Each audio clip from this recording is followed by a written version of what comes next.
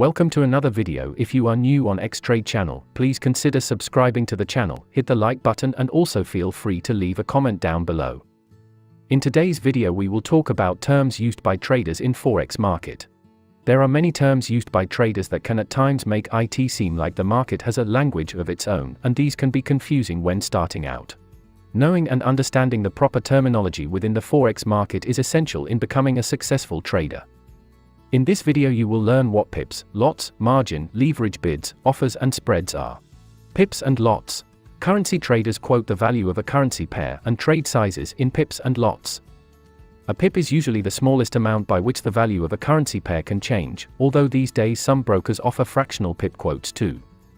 In example, when the value of the euro to US dollar pair goes up by 1 tick, i.e. pip, the quote will move from 1.2345 to 1.2346, and the size of the movement is just 1 pip.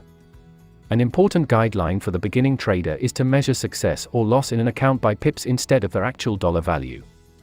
A 1 pip gain in a $10 account is equal, in terms of the trader's skill, to a 1 pip gain in a $1,000 account, although their actual dollar amount is very different. When it comes to actual trade orders, the spot Forex market is traded in lots. Lots come in a variety of sizes including standard, mini, micro, and nano, which are each made up of different amounts of currency units. Lots work using the principles of leverage that we have already discussed. They simply structure the specific amounts that can be applied to each trade. Each lot is constructed from currency units, which simply translates into real-term values. Therefore, a standard lot consisting of 100,000 units can be equivalent to a controlling monetary value of $100,000, etc. The smallest size in currency trading for professional traders is called a lot. For USD-based pairs, the lot size is 100,000. In other words, when you enter a trade with your margin account, the smallest amount that you can buy or sell is 100K, regardless of the size of your margin. Leverage. Leverage is the double-edged sword of Forex trading.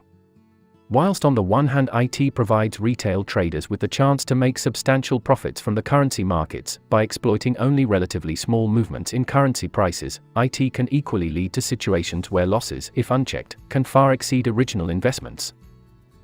Knowing the implications of leverage, how it works, and how it can be used effectively will, over time, prove to be extremely beneficial.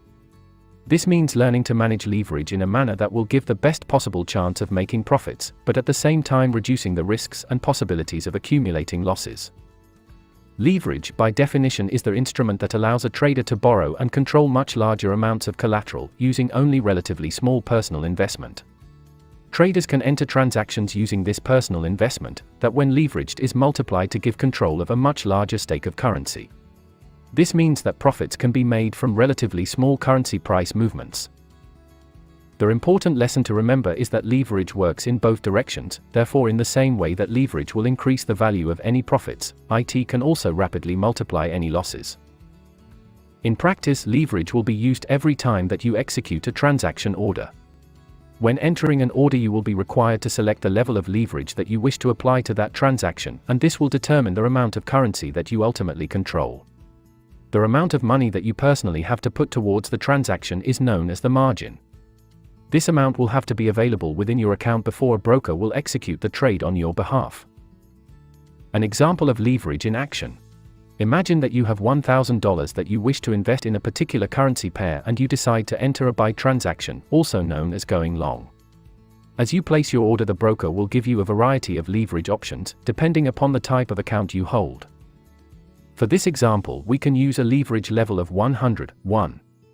This means that your investment of $1,000 is multiplied by 100, giving you control of $100,000 of currency. It is that level of currency that is then applied to the trade, and you enter the market theoretically holding that amount to invest. If when you close the trade you have judged correctly and the price of the currency has increased over the period, then that price rise is applied to the $100,000 rather than your margin amount of $1,000, thus considerably increasing the level of profit accumulated. Margins. As previously mentioned in connection with leverage, it is not necessary to have an account actually funded with $100,000 in order to control a lot of currency with that equivalent value. Instead, following their application of leverage, a broker simply requires you to have a percentage or deposit on account, to which this leverage will be applied when you trade. This percentage or deposit is what is known as the account margin. The value of this deposit will depend on the type of account held, the specific requirements of your broker, and your individual preference. In the case of a trade using leverage of 100:1, then the account margin required would be a minimum of 1%. So if you wish to execute an order for a standard lot, $100,000, at 100:1, then you would be required to have a minimum of $1,000 as a margin in order to proceed. Brokers will often require their account to be sufficiently funded above their account margin so that any surplus amount can be available to fund possible losses. Bids, offers and spreads. When dealing with the pricing of currency in the spot forex market, there will always be two prices at any one time for every currency pair. These two prices are known as the bid and offer price, and the difference between them is known as the spread. It is important to understand the difference between these two values, as they are a vital element of all trading strategy. The bid price will be the price quoted at which you can sell currency, and the offer ask is the price you will be quoted when you wish to purchase currency. The bid price will always be lower than the offer ask price, and it is this spread between the two prices which allows brokers and market makers to profit from transactions. Long and short positions.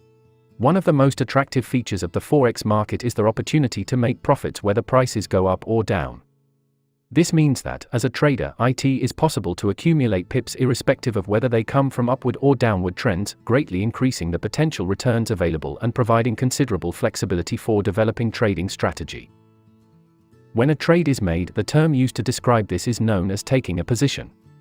If the trade is based on a transaction where the trader is predicting that the price of a currency will increase over the duration, then this is known as a long position or going long. Conversely, when the trader makes a transaction whereby they are predicting that the price will decrease over the duration of the trade, then this is known as a short position or going short. Thanks for watching. Hope you guys have enjoyed the video, and please don't forget to like and subscribe to the channel. I'll see you in the next video.